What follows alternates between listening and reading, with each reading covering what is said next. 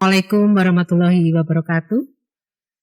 Yang terhormat para jurnalis dari berbagai media, izin untuk tidak menyebutkan media satu persatu. Kemudian yang saya hormati jajaran dari DPM-PTSP Provinsi Jawa Tengah, salam sehat dan salam sejahtera untuk kita semua. Terima kasih untuk kehadiran pada sore hari ini. Mohon maaf untuk menunggu beberapa saat karena saya ada kegiatan. Yang pertama, bentuk konferensi persnya meniru dari Kementerian Investasi dan BKPM. Jadi kalau biasanya per triwulan atau semesteran kita lakukan di ruang meeting, ini kita mencoba dari bentuk yang lain. Kemudian kami juga sudah menyiapkan infografisnya, jadi nanti para awak media bisa juga mengcopy apa yang kami paparkan. Yang pasti ini adalah bagian dari tindak lanjut rilis realisasi investasi di Indonesia yang disampaikan oleh Menteri Investasi dan BKPM Republik Indonesia, Pak Bahlil, pada hari Rabu kemarin, tanggal 23 Januari 2024. Nah, kemudian kami juga perlu mengolah karena datanya yang disampaikan oleh Pak Menteri hanya garis besar, kemudian kami harus mengolah mendasari data tersebut dari kementerian, per kabupaten kota, kemudian per sektor dan lain sebagainya. Bapak Ibu yang kami hormati, tentunya kami mengucapkan terima kasih atas kehadiran untuk rilis realisasi investasi dan sesuai dengan informasi yang sebelum-sebelumnya, kemudian triwulan baik 1, 2, 3 dan kemarin 4, gambaran realisasi investasi di Jawa Tengah ini menunjukkan angka yang menggembirakan, di mana untuk realisasi investasi triwulan keempat ini ada totalnya adalah 25,03%. 25,03 triliun terdiri dari PMA. PMA itu adalah penanaman modal asing 5,99 triliun. Kemudian PMDN-nya 8,84 triliun. Dan untuk usaha mikro kecilnya 10,2 triliun. Ini khusus di triwulan keempat mendasari proses pendataannya melalui LKPM. LKPM ini adalah laporan kegiatan penanaman modal yang sistemnya sudah terpaut di dalam OSSRBA, Online Single Submission Risk Based Approach atau perizinan berbasis risiko, dan kemudian ditarik oleh kementerian. Hasilnya seperti ini, dan untuk penambahan jumlah proyek ini menggambarkan perusahaan yang berdiri ada 12.541, kemudian penambahan tenaga kerjanya 77.688 orang. Lanjut, kemudian khusus terkait dengan triwulan keempat ini, sektornya, untuk PMA ini adalah gambarannya yang pasti untuk penanaman modal asing masih didominasi oleh perusahaan yang padat karya atau perusahaan yang menyerap tenaga kerja banyak seperti industri barang dan kulit, kemudian alas kaki ini atau sepatu. Kemudian untuk selanjutnya adalah industri mesin, elektronik, kemudian juga peralatan, alat kedokteran. Kemudian yang ketiga adalah industri tekstil. Selanjutnya adalah untuk penanaman modal dalam negeri. Ini ada transportasi, gudang, dan telekomunikasi. Kemudian industri makanan, perdagangan, dan reparasi. Kemudian perumahan, kawasan industri, perkantoran, dan jasa lainnya. Ini gambaran per sektor PMA dan PMDN. Kemudian yang berikutnya adalah lokasinya atau kabupatennya. Jadi untuk PMA ini yang tertinggi, ini masih triwulan keempat adalah Kabupaten Kendal karena ada kawasan industri Kendal atau KEK Kendal, Kawasan Ekonomi Khusus Kendal. Kemudian ada Kabupaten Batang, Kota Semarang, Kabupaten Semarang dan seterusnya. Untuk PMDN-nya, kabupatennya adalah Kabupaten Klaten. Klaten, kemudian Kota Semarang dan Kabupaten Semarang, serta selanjutnya ada 35 kabupaten kota. Kemudian untuk 10 besar negara realisasi PMA-nya, ini masih triwulan keempat, Hong Kong, kemudian Korea Selatan, Singapura, dan RRT serta Jepang. Jepang awalnya adalah menempati peringkat pertama, tapi seiring dengan sudah selesainya proyek energi untuk PLTU di Batang dan Jepara, selanjutnya adalah operasional. Jadi kemudian turun nilai investasinya. Nah, kemudian dari triwulan keempat ini kami menggabungkan 1 tahun utuh antara triwulan pertama sampai dengan keempat. Ini gambarannya. Ada kenaikan sebesar 12,59%. Jadi dibandingkan dengan tahun 2022 di mana 68,41 triliun, di 2023 ini menjadi 77,02 triliun, terdiri dari PMA ada 23,14 triliun, PMDN-nya 32,98 triliun, dan untuk usaha kecil mikro 20,9 triliun. Jadi ada kenaikan yang cukup signifikan. Nah, ini kenaikannya seperti grafik menunjukkan bahwa yang naik itu adalah PMDN dan UKM, usaha mikro kecil, UMK. Kemudian untuk yang PMA memang ada penurunan, meskipun sebetulnya Jawa Tengah ini masih menjadi provinsi favorit dari sektor-sektor padat karya. Tetapi ada memang beberapa kendala yang dihadapi oleh PMA ketika proses pengurusan izin lingkungan di Kementerian Lingkungan Hidup. Nah, ini beberapa yang wajib kemudian kami dari DPM-PTSP bersama dengan instansi terkait, dalam hal ini Dinas LHK dan kabupaten setempat, untuk melakukan fasilitasi dan komunikasi dengan kementerian untuk proses izinnya, karena numpuk prosesnya ada di Kementerian Lingkungan Hidup dan terinfo lebih dari 1 tahun untuk prosesnya. Kemudian juga ada beberapa di kabupaten. Data kami menunjukkan PMA yang ada kendala di izin lingkungan di Brebes, kemudian di Klaten, kemudian ada Kota Tegal, kemudian Kabupaten Semarang, dan ada di Banyumas juga. Nah, selanjutnya untuk penyerapan tenaga kerja. Jadi tenaga kerja ini sangat signifikan karena kami tadi menyampaikan adanya dominansi untuk PMA itu di alas kaki yang memang menyerap tenaga kerja banyak. Di samping memang ada beberapa sektor lain yang kemudian menyerap tenaga kerja banyak seperti aparel, kemudian pakaian jadi, kemudian ada tekstil, kemudian ada garment. Nah, ini jumlahnya naik signifikan 280.643 dari sebelumnya adalah 215.775 orang. Sekali lagi bahwa ini datanya adalah berdasarkan data LKPM, laporan kegiatan penanaman modal, yang laporannya dilakukan oleh pelaku usaha melalui sistem digitalisasi OSS RTA yang seperti kami sampaikan. Lanjut. Nah, itu untuk proyek.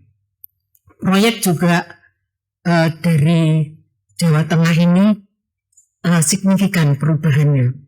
Jadi kalau di tahun 2022 datanya ada di total itu 19.374 proyek.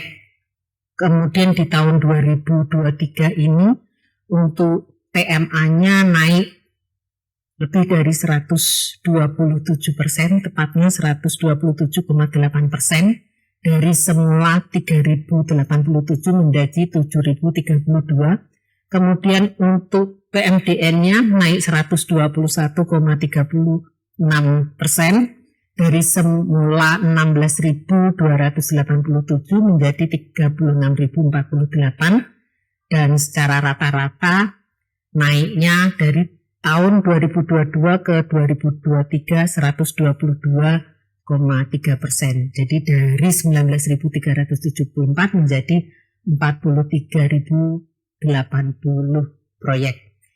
Nah, ini menggambarkan bahwa kalau dilihat nilai investasinya, kemudian juga jumlah proyeknya, berarti menunjukkan bahwa proyek-proyek yang ada di Jawa Tengah ini sebetulnya nilai proyeknya relatif tidak terlalu besar, tetapi dampaknya adalah menyerap tenaga kerja banyak. Nah, ini karena sektornya sekali lagi masih yang sektor padat karya atau labor intensive sektor, belum bergerak ke capital insentif sektor atau perusahaan-perusahaan yang membutuhkan modal atau kapital besar. Belum ada nih. Nah, ini Bapak Ibu yang kami hormati, sekaligus ini investasinya masih di PMA-nya alas kaki, kemudian alat kedokteran. Nah, industri tekstil itu menempati peringkat ketiga. Untuk PMDN-nya adalah telekomunikasi, kemudian ada kawasan industri, perkantoran,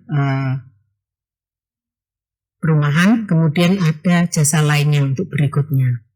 Ini selama kurun waktu 1 tahun. Lanjut, ini adalah kabupatennya, masih gambarannya sama dengan triwulan keempat, yaitu Kendal, Batang, Kota Semarang, Kabupaten Jepara, Kabupaten Tegal, Kabupaten Semarang. Kemudian untuk PMDN-nya Kota Semarang, Kabupaten Klaten, Kabupaten Demak, Kabupaten Semarang, Kabupaten Cilacap, dan seterusnya.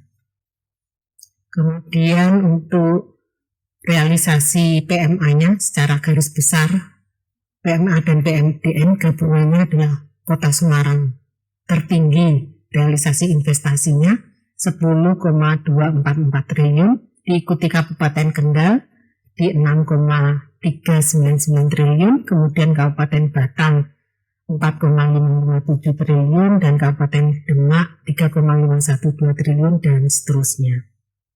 Nah, ini lanjut ke 5 besar. Jadi kurun 2023 ini yang kalau sebelum-sebelumnya time series di 3 tahun sebelumnya, 4 tahun sebelumnya tertinggi adalah Jepang. Kali ini 2023 ini Singapura, kemudian Korea Selatan, Tiongkok, Hong Kong, dan Jepang menempati peringkat kelima karena seperti yang kami sampaikan investasinya sudah jalan. Untuk yang energi ada di Jepara dan Batam. Ini adalah gambaran yang perlu kami sampaikan dan juga dari teman-teman jurnalis untuk memberikan informasi kepada masyarakat melalui media masing-masing terkait dengan realisasi investasi di Jawa Tengah. Kurang lebihnya mohon maaf, nanti akan ada diskusi juga. Dan sekali lagi terima kasih. Wabillahi taufiq wal hidayah. Wassalamualaikum warahmatullahi wabarakatuh. Lanjut ke interaktif ya. Jadi, monggo kalau ada yang menanyakan. Jadi, dari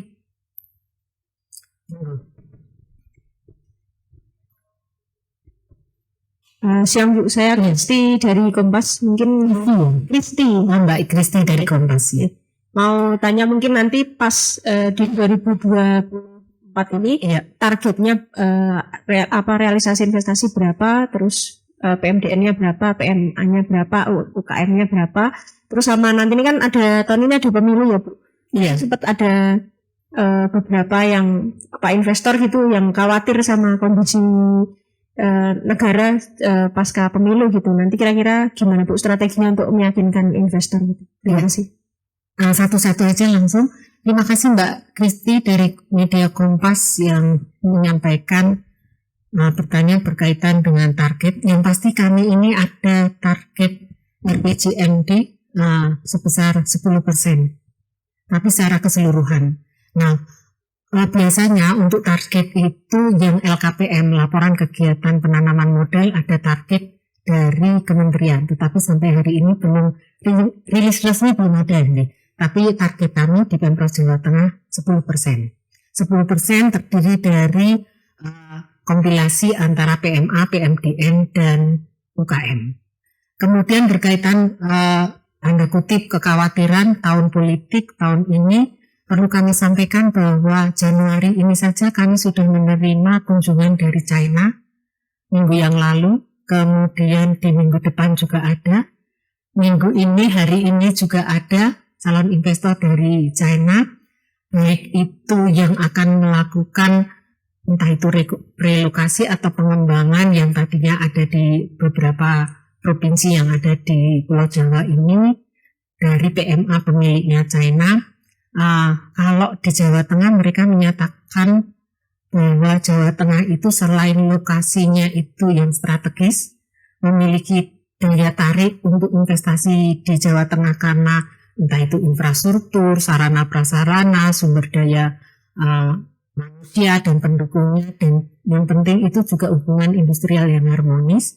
Mereka menyatakan kok tidak khawatir dengan adanya tahun politik pemilu, karena mereka merasa kalau dibandingkan dengan negara yang lain, ini kami sampaikan saja ketika ada investor yang datang, saya tanyakan kekhawatiran itu ada ketika investasi di Vietnam, di mana perubahan regulasi. Tapi kalau mereka menyatakan di Indonesia ini regulasinya boleh dikatakan settle dan kayaknya tidak terpengaruh. Dan kami juga ada daftar relokasi untuk calon investor yang akan masuk ke Jawa Tengah. Mereka rata-rata adalah memang pelaku usaha di sektor-sektor yang padat karya, masih padat karya. Ini tidak terpengaruh oleh hal tersebut. Tentunya ini informasi yang juga mengembirakan bagi kita, karena dengan investasi itu pasti akan ada pergerakan perekonomian, penyerapan tenaga kerja, kemudian juga mengurangi pengangguran dan lain sebagainya. Ini berita baik tentunya untuk di Jawa Tengah, dan kami juga tentunya siap bekerja sama dengan beberapa instansi termasuk kabupaten kota ketika ada kendala-kendala seperti yang kami sampaikan. Kendalanya lebih kepada PMA itu ketika melakukan proses perizinan, ada izin lingkungan yang harus di kementerian. Terima kasih Mbak Kristi. Yang lain?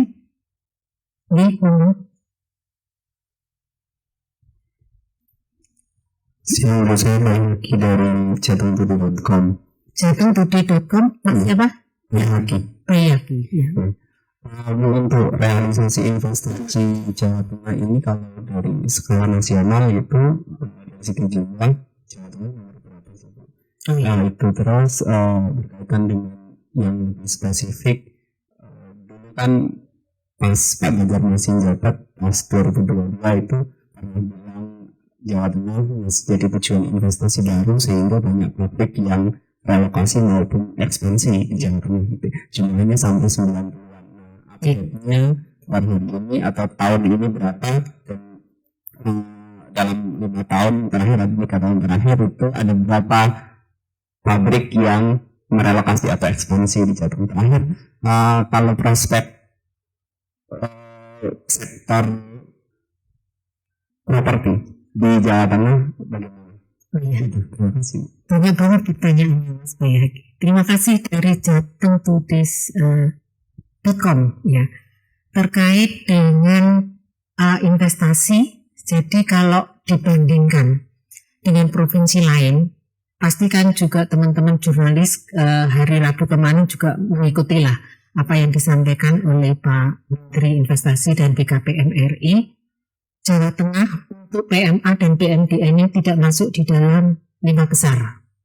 5 besar itu pasti ada Jawa Barat, baik PMA dan PMDN, Jawa Timur, ada Banten. 2 daerah mungkin dari luar Jawa. Nah, ini perlu kami sampaikan bahwa Jawa Barat itu sudah settle dengan jumlah kawasan industri. Jawa Barat itu kan lebih dari 45 kawasan industri. Jawa Timur juga lebih dari 15 kawasan industri. Industrinya juga besar-besar. Kalau Jawa Barat itu lebih kepada manufacturing, kalau Jawa Timur ini ada smelter, Jawa Tengah nggak ada semua. Nah, bagaimana dengan Jawa Tengah? Jawa Tengah, kalau menurut pandangan dari teman-teman provinsi yang lain, investasinya adalah berkualitas. Berkualitas karena apa?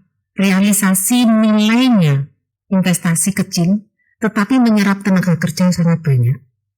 Contohnya, yang seperti kami sampaikan tadi kan dominasi oleh masih sektor yang labor intensive sektor. Padat karya, garmen, kemudian alas kaki. Alas kaki ini modalnya perusahaan itu adalah mesin jahit atau untuk menjahit ya. Len. Satu len aja bisa menyerap ratusan orang. Begitu kalau misalnya 10 len, ribuan dan lain sebagainya. Artinya dengan nilai investasi yang hanya sekian miliar sudah bisa mendirikan perusahaan yang padat karya, yang menyerap tenaga kerja, yang mengurangi angka pengangguran, yang dapat mengurangi angka kemiskinan. Jadi memang beda gambaran investasi yang ada di Jawa Tengah dengan provinsi yang ada kami sampaikan tadi. Datanya sudah ada semua. Kemudian nanti kalau misalnya menginginkan data detail kami ada, karena kami juga membandingkan antara nilai investasi, jumlah proyek, dan kemudian penyerapan tenaga kerja selama 5 tahun pada provinsi yang ada di Jawa. Ya. Ini Jawa Tengah itu tinggi banget untuk penyerapan tenaga kerjanya. Kemudian berkaitan dengan kemarin Kepala Daerah 2023 kemarin ya, menyampaikan relokasi banyak, betul, bahwa ada proses 97 calon investor yang melakukan entah itu relokasi ke Jawa Tengah atau pengembangan. Selanjutnya dari data itu 74 sudah melakukan proses perizinan, kemudian sekitar 45 karena enggak 50 sudah proses konstruksi. Nah ini prosesnya jadi sebagian besar perlu kami sampaikan ada 21 pelaku usaha yang melakukan relokasi khusus ke daerah yang favorit. Brebes ini adalah menjadi lokasi favorit juga. Ini masih ada proses untuk izin lingkungannya dan kami melakukan pendampingan. Nah ini tentunya hal yang sangat kita harapkan karena Brebes termasuk kabupaten miskin ekstrim.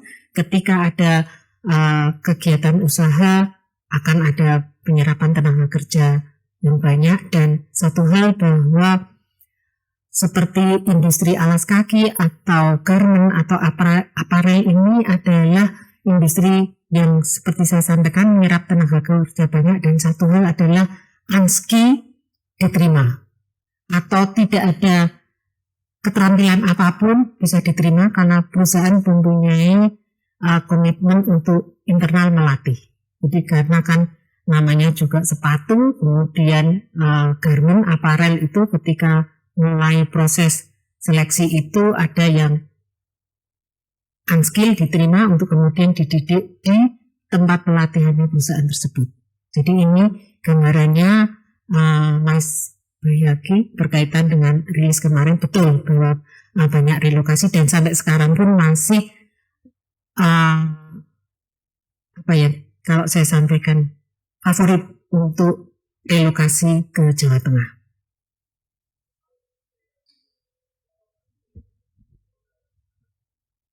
Banten sama Kerawang.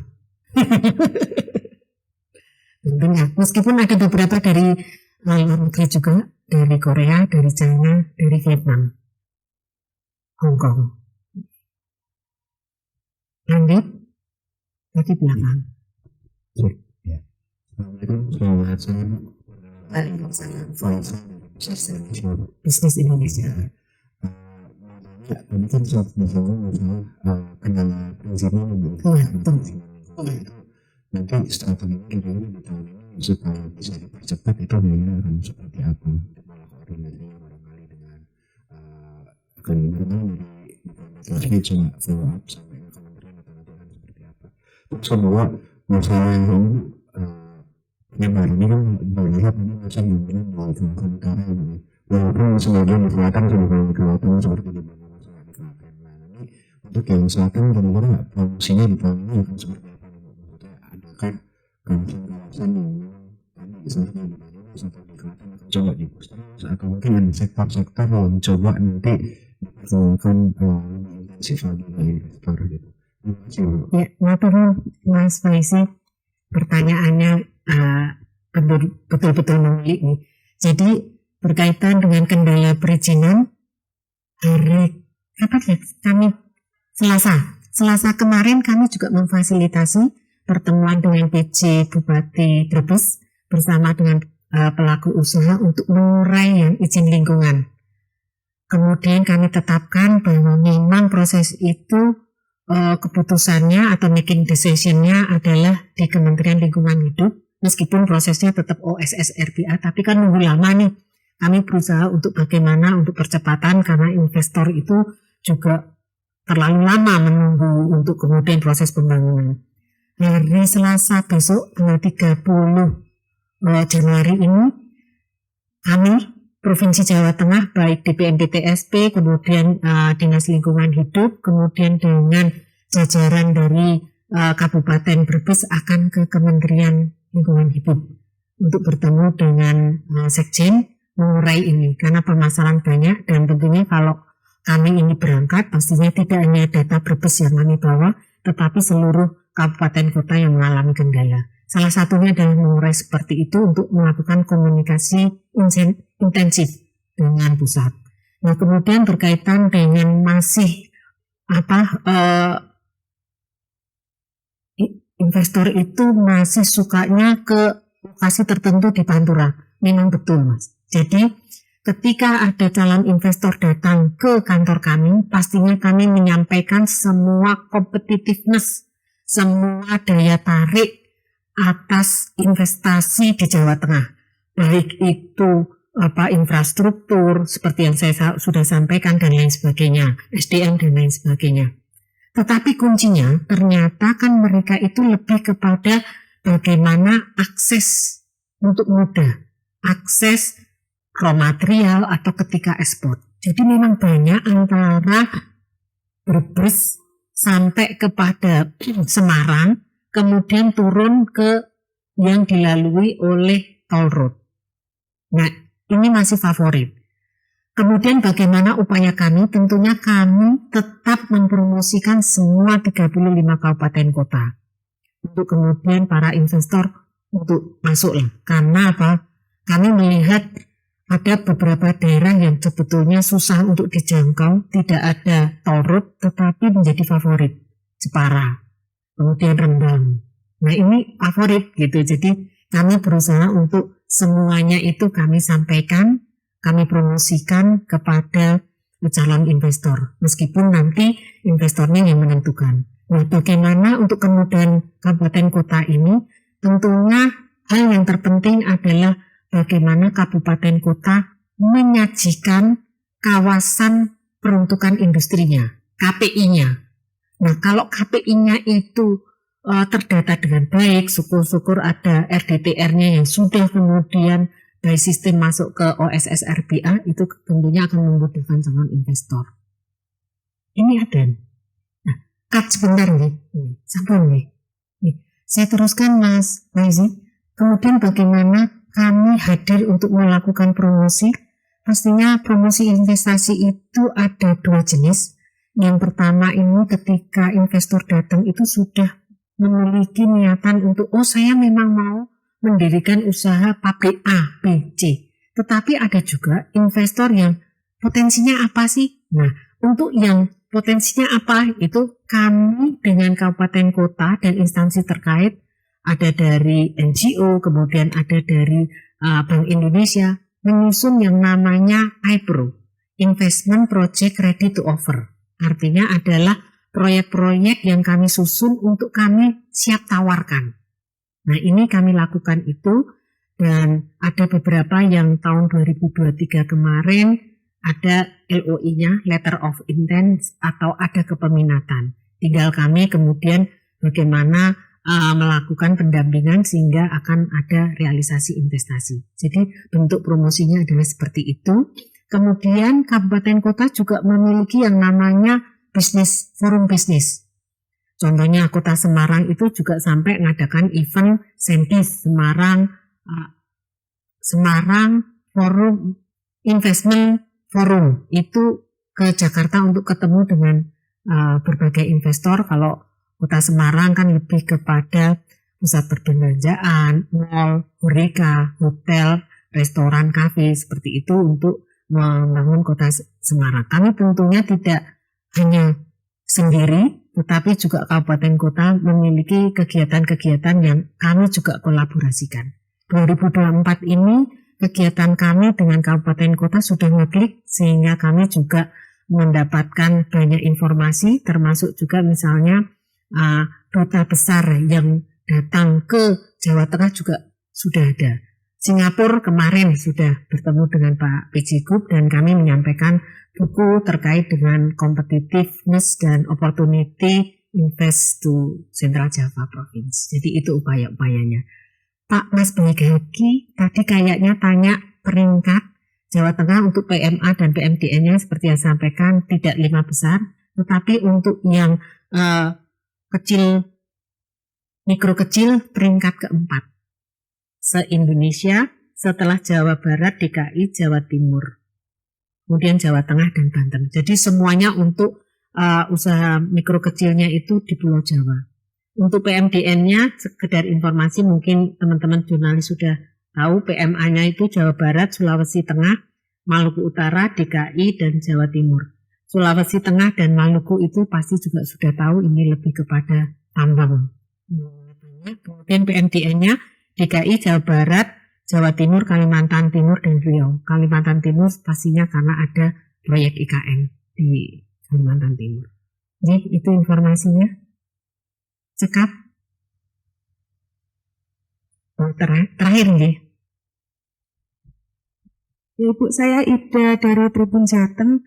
Nah, untuk tahun lalu sendiri Ibu sempat mengatakan bahwa ada kepeminatan terkait dengan investasi kendaraan listrik di Jawa Tengah ini. Nah, ini bagaimana progresnya dan bagaimana untuk prospek tahun 2024 ini? Terima kasih. Ya. Terima kasih Mbak Ida dari Tribun. Untuk progresnya, kalau tidak salah kan di KITB ya.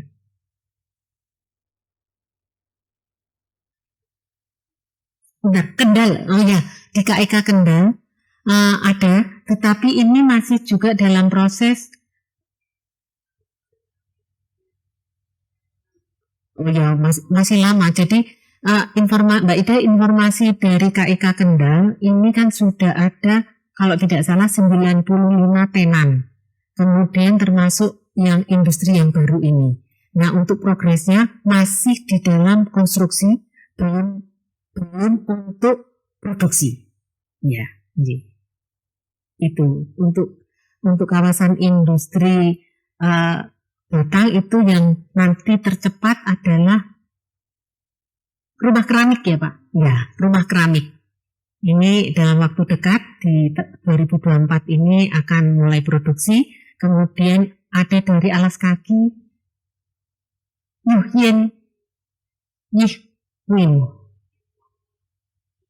Yihwan, ya. Itu Mbak Ida. Sampai sudah lengkap. Matur nuwun para Mas Mbak jurnalis, saya sampaikan Mas Mbak karena masih muda-muda. Terima kasih atas kehadirannya. Kami tentunya akan banyak juga akan menyampaikan informasi berkaitan entah investasi atau perizinan sesuai dengan tusi kami di DPNPTSP. Suatu saat kami undang dan tentunya nanti akan ada feedback untuk komunikasi ketika misalnya ada event-event tertentu. Kami ada event promosi besar yaitu CJIBF Central Java Investment Business Forum. Kami berharap juga panjenengan bisa meliput dan kemudian menyampaikan kepada masyarakat atas kondisi investasi maupun perizinan di Jawa Tengah. Matur nuwun sekali lagi, wabillahi taufiq wal hidayah. Wassalamualaikum warahmatullahi wabarakatuh.